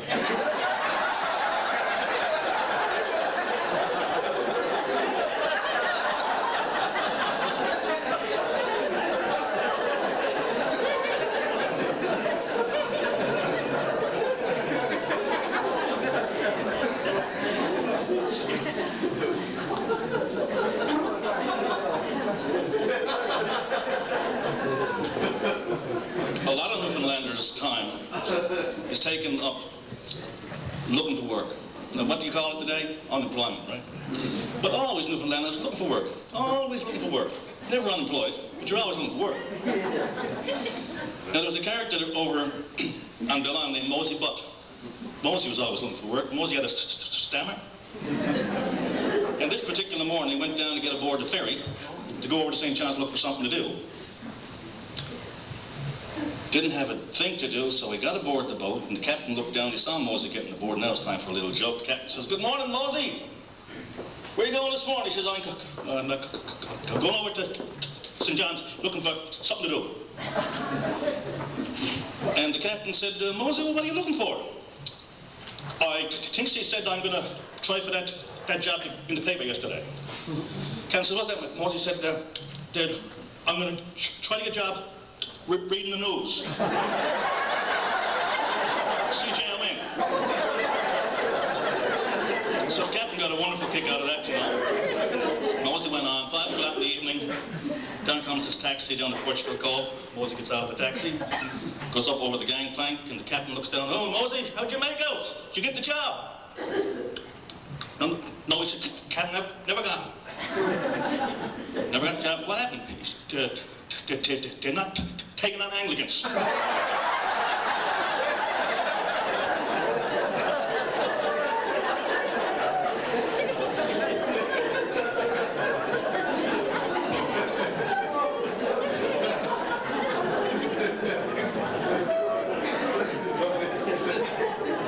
The road to hell is paved with good intentions, and Uncle Al Crane in Upper Island Cove, he never worked in his life. He didn't plan on working, but he wouldn't let anyone know it. When come by chance opened for the first time, all of Uncle Al's friends seemed to get jobs up there. And the people that he stood out by the hearse house with in the afternoons having a chat were all gone, and he was getting rather depressed. So he walked in one day around 2:30 or 3 o'clock in the afternoon, looked at his wife. She said, Al, she said, you looks like you're tormented. He says, yes, I is. He says, all the boys, he said, got something to do. He said, that can come by chance. And he said, I believe what I'm going to do in my mind. He says, I'm going to pack up something. He said, and go on up and look for something to do. She says, Al, that's not you saying that, is it? Yes, he said, indeed I is. She said, Al, she says, go in the front room and lie down for a few minutes. She said, that'll pass off.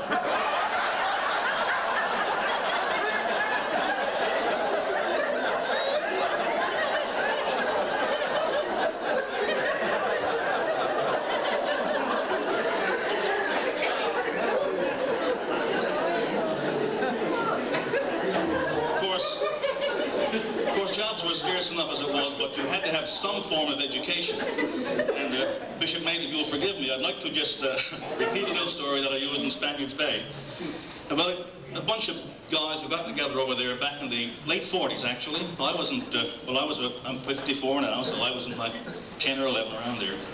And my dad and some other people, they encouraged the principal of the school, William Brown, who became an Anglican rector up in Tax Beach, I believe, and he's passed on since. But William Brown opened the first, what they called, night school. It wasn't adult education, it was called night school. My dad went along, and a few more people, friends of his around. And of course, you had to have a little bit of lightness or levity into it somehow. And so they invited a character along from Tilton named Bill. Now, that's sufficient. His name was Bill. And Bill, too, and I hope it doesn't sound like I'm fun poking, but take my word for it, I'm not. But Bill had a little stammer and little problem with his face, you know, and he amused a lot of people the way he got on. So this particular night, they had Bill learning his alphabet. He didn't know his alphabet, so they had him doing straight letters combined with circular letters. So all night Bill made O's and A's. The whole night. He must have done hundreds of O's and A's. So 10 o'clock came and the bell went. Mr. Brown dismissed them all. They began to move out of the school steps. And Winston Shepherd said, "Bill, what'd you make out tonight?" Bill said, Mr. Shepherd. He said, I'm pretty good at the rings, but I'm no damn good at the wood asses.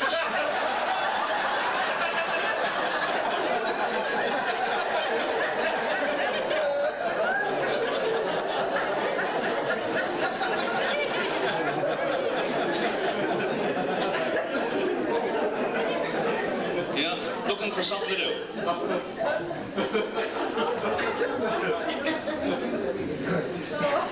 Of course, people went to the States all the time to look for something to do. George Shepherd, George is dead and gone too. George had one of these, always saying, hey, bud, hey, always asking if it was all right what he was saying. George say, hey, getting on, bud, hey, George said, I went away to Boston one year, what, hey, Got a short job, ended up in Chicago. He said Chicago was a windy place, huh? He said, there was one place, he said, in Chicago, my son, he said, they called it Blow Street. Always blowing, you know, in Chicago, huh? Always blowing. He said, walking across, he put my hat on, he said, lost me. Lost my hat, what, boy? Put up my hand, grab another one.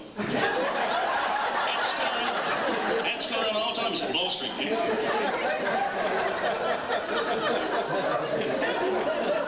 George said, I had a job one time, he said, on a 12-story building, what, boy? Ain't 12 stories, a long way up, 12 stories. He said there was a fella on the building, he said he was dark. What you call a Negro, what? George said, I didn't like him. One day he said, I sneaked up and I goosed him. He said it took 12 stories, what, boy? 12 stories to the ground below. After killing a man, huh? And his nephew, Lou Crane, Lou said, Uncle George, what did they do with you then? They fired me right away, I said.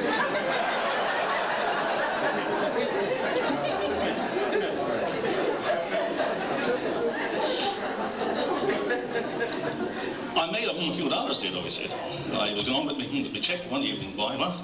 Big check up there, good money, steel working, huh? Hey? Just checking me pocket. This fella comes along, puts a gun in my ribs, huh? And he said, when I seen what he was after, me money, said George, I all off my Clinton. Next morning, he said, the Chicago Tribune, front page headlines, what, by? Headlines? Man, found unconscious in alley, presumed struck by a truck.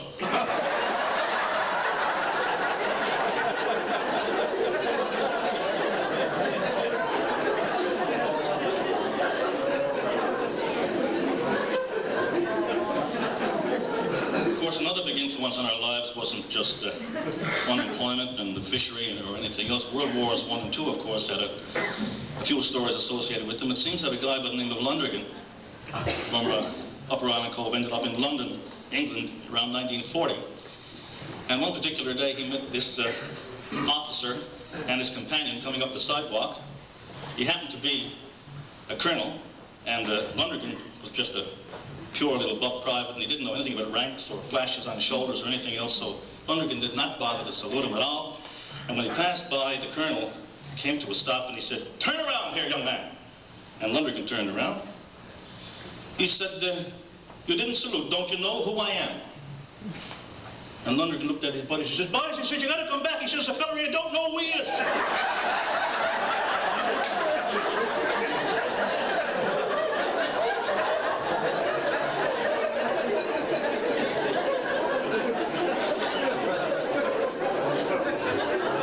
Had a bit of trouble getting used to to crossing the street too.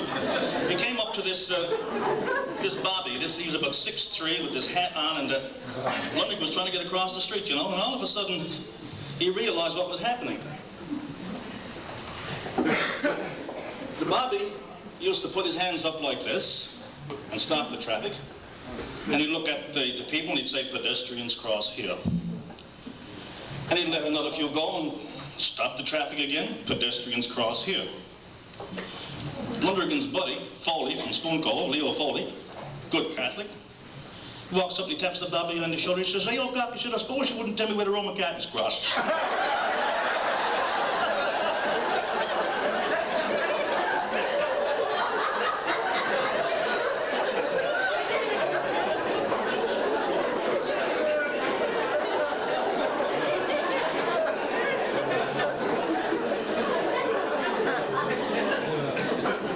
And to continue this little London triad, it seems that he spotted a guy on the opposite side of the street one day, Foley did, and thought it was his buddy. Thought it was Will. So he bawled out, he said, Will, come back, I want you. And this guy never turned his head. So Foley runs across the street, up the sidewalk as hard as he could. He said, Will, he says, come back. He got up to him, he still didn't turn around. He tapped him on the shoulder, and this guy turned around, and Foley looked at him, he says, that's a good one. And this young man says, what do you mean? He says, I thought you. He says, you thought it was me and God. He says, neither one of us.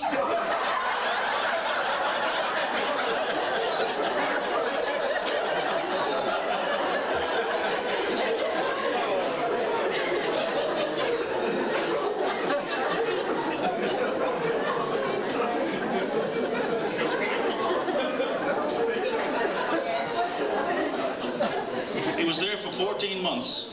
From the time he left home till he got this letter in the mail, he was there 14 months. And he read the letter, and he just jumped for joy, and he went to the sergeant. He says, Sergeant, he says, look what I got. He said, I got a letter from home. I've been here 14 months, he said, I got my first letter. The sergeant said, let me see it. He said, I'm so glad. The sergeant said, why? He said, the wife just had a baby boy. The sergeant said, how long did you say you were here? He says, 14 months, brother. Well, said the sergeant, just think now, you've been here 14 months, haven't been home, and she just had a baby. What you gonna? Well, sure, I don't see nothing wrong with that. The sergeant said, what do you mean? Sure, he said, there's 2 years between myself and my brother.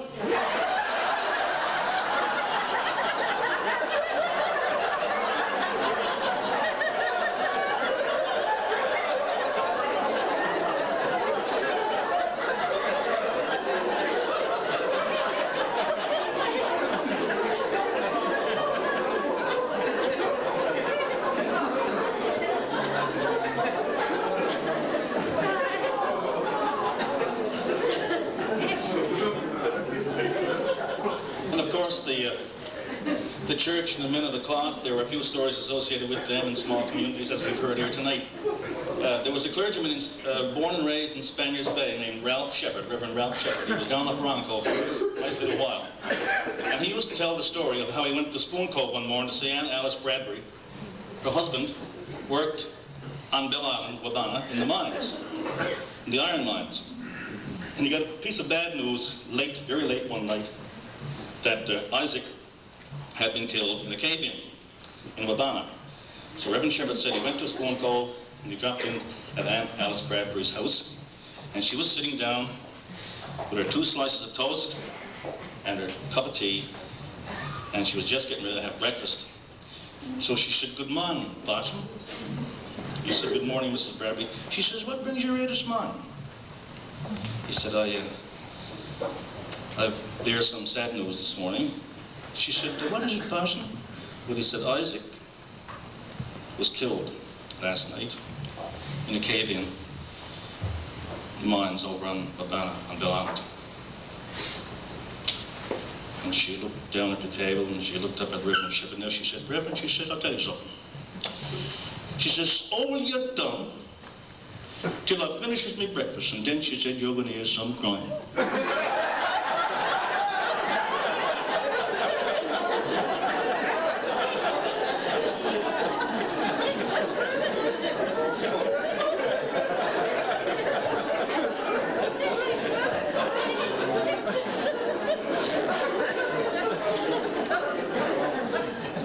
It seems that that Father Hogan was a fine Roman Catholic priest in Harbour Grace for years. And he often came to Spanish Bay, of course, to conduct services on the Chapel Hill in Spanish Bay. And sometimes he'd drop in to see Aunt Bridie Delaney in the Harbour Grace Ridge and Uncle Johnny. Now, Uncle Johnny didn't go to church. He wasn't a very firm believer at all, although he didn't object to Bridie going. This particular time, Aunt Bridie was in the bed with a terrible cold. So Father Hogan walked in and he said, "Johnny, good morning, Father." He said, "How is Bridie?" "Well," he said, "you got to come upstairs." He said, "Father." Uncle Johnny was as Irish as they come. "You got to come upstairs." He said, "Father," he said, "she's up in the bed, dying with the flu." So the priest went up, and sure enough, there's Aunt Bridie with 18 covers over her, and the picture of His Holiness up over her head. And the priest walked in. He said, "Good morning, Aunt Bridie, how are you?" "My Lord," she said, "Father, it's not you up to see me from Harbour Grace." He said, "Yes." He said, "Johnny tells me you're not very well." "No," she said, "I'm not." He said, "It's getting kind of cold now." He said, "I suppose you must find it a bit cold here in the room." "Oh," she said, "Father," she said, "just look," she said, "I got 15 or 16 quilts over me," she said. "And last night," she said, "it was so cold here. You sees that picture of His Holiness," she says, "up over my head, with his hands like that?" "Yes," said Father Hogan. "But," she said, "this morning," she says, "when I woke up, he was like that."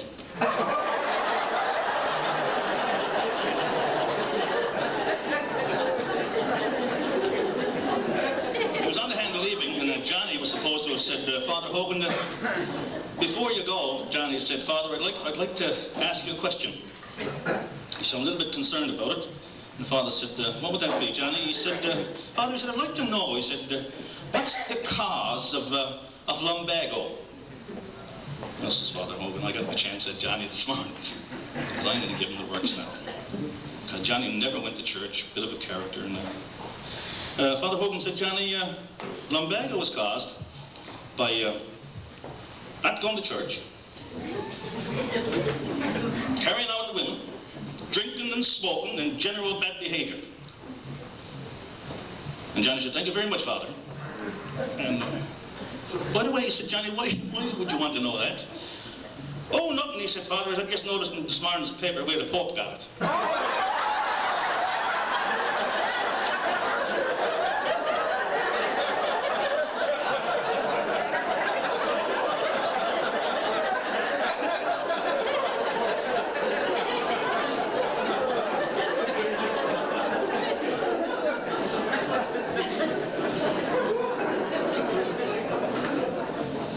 Well, I said I'd mention the fishery, and there's a few little stories associated with that, and perhaps that brings me a little closer to the end. I don't know whether you people remember a character who lived in Portagrave named Gerald Andrews. Some of you do, I'm sure. I think Boone worked with fisheries for quite a few years, and he tells this story himself. Gerald Andrews worked with the government, and he came out to Upper Island Cove one particular day to see a fellow by the name of Nathan Crane.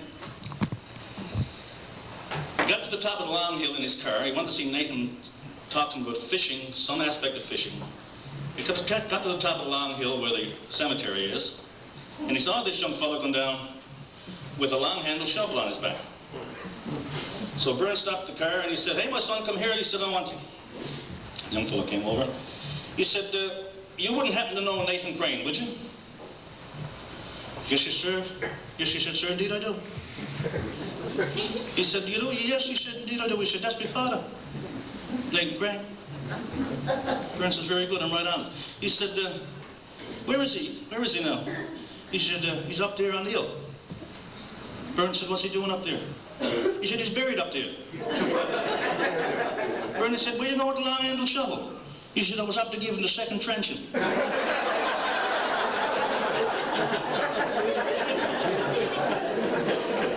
That's Bernie's story. He went on farther down the cove and he met Uncle John Lundry, and Uncle John was out in his meadow with a big stick and a rock trying to get the rock out of his meadow, actually. And Uncle John was always good for a little quip and a little bit of a yarn. So Bern said, "How are you this morning, Uncle John?" Poor old man, he was well up then. "My," said Bernie, he says, "that's not you, is it?" Bern said, "Yes, how are you making out all the time?" "Well," he said, "you know, for a man my age," he said, "I do is pretty good. Still got me punt," he said. "Still got me skull and all. Goes out in the morning," he said, "I looks at me few trawls," he said. "I got a salmon net." He said, "Look, does it all," he said. Keeps me going. Burns said, you getting up there now? I said, what time do you get up in the mornings? Well, he said, I know I'm not bragging, he said. But he said, not like Tuesday morning. He said, I got up that early. He said, I seen the man start putting on his drawers.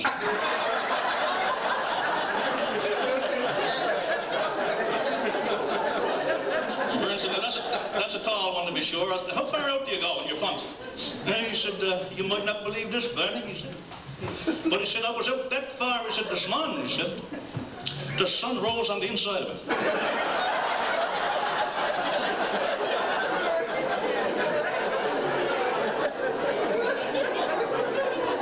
Burn hauled his car down in first gear. He said, Uncle John, he said, there's not much between you and a fool now, is it? No, he said, my son, only the fence, that's all.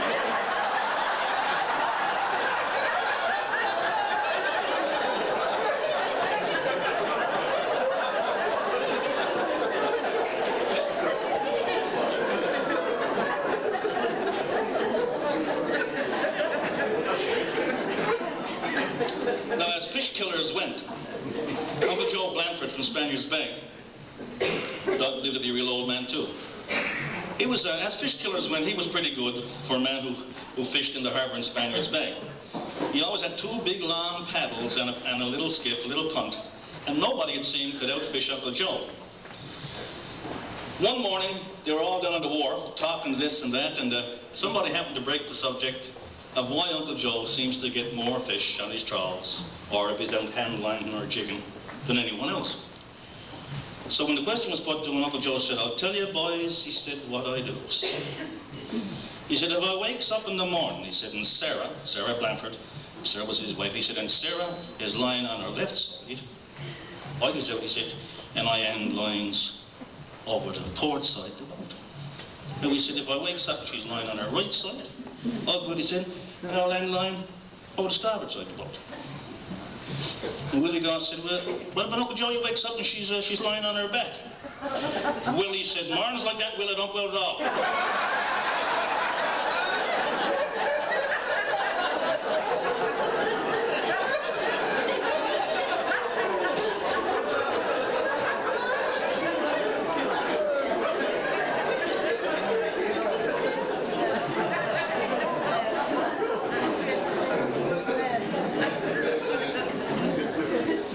Fishing is not altogether having to do with fish. Fishing lots of times is shooting turs, right? Shooting bullbirds. That's fishing too. There's a fellow in Spanish Bay by the name of Frankie Goss. Everybody called him Frankie Slish. Frankie Slish. Frankie couldn't talk very plain. Frankie would say, the ship was coming into cove and she hit a plotty pig rock. He couldn't say B's and G's like we all could. She hit a plotty pig rock, Frankie said. And one day his mother had two bullbirds on in a frying pan with a drop of gravy on the stove, and she went to get a bit of wood. When she was gone, Frankie was starved to death, and he fetched one out and he downed the bullbird. When she came in with her bit of wood, she looked and she